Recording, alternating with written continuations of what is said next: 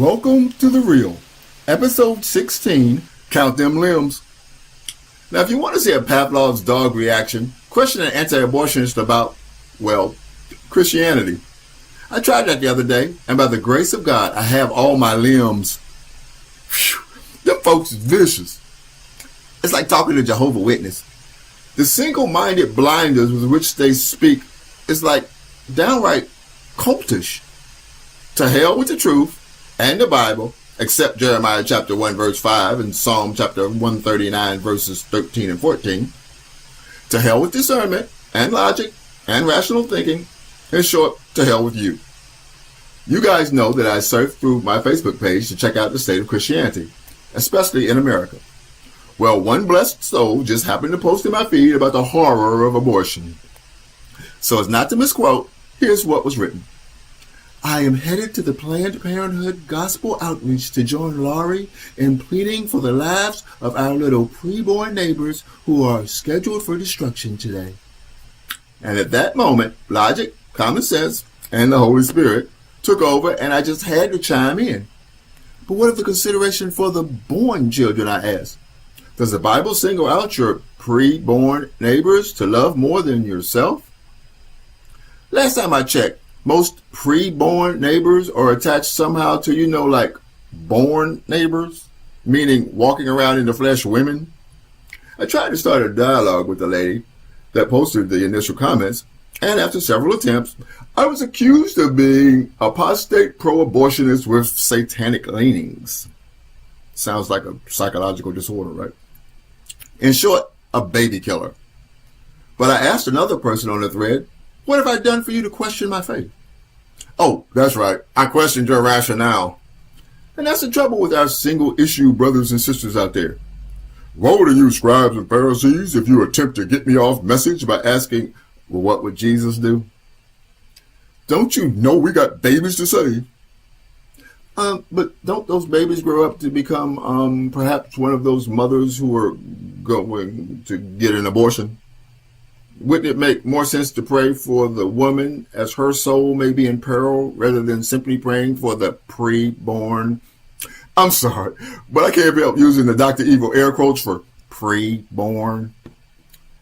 It's not a matter of zero-sum game. You can pray for the preborn and the been-born, can't you? I guess not, because when I brought up the preventative measure of pointing women to the cross before they ever get pregnant, in the hopes of reducing the number of unwanted pregnancies, especially due to fornication, and thereby reducing the number of abortions, I was accused of using distraction as a means of confusion. On what? The flesh? This earth?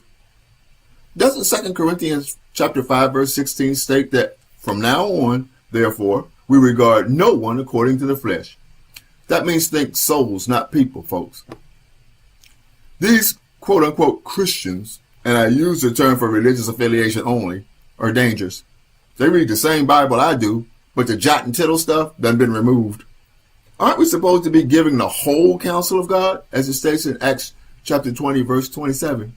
Aren't you, as believers, supposed to be at least as concerned about the mother's soul as that of the preborn?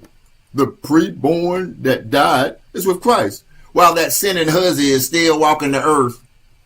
Wouldn't you think that Christ might want to console her and talk to her about her disobedience, casting all your anxieties on him because he cares for you, as it says in 1 Peter chapter 5, verse 7? After all, wasn't Nebuchadnezzar a murderer? And David? And Paul? Didn't they turn out all right? Before salvation and after, God seems to be able to turn the most final of sins, murder, into something for his glory. But that presupposes that God is as, or perhaps more, concerned for the murderer as the murdered.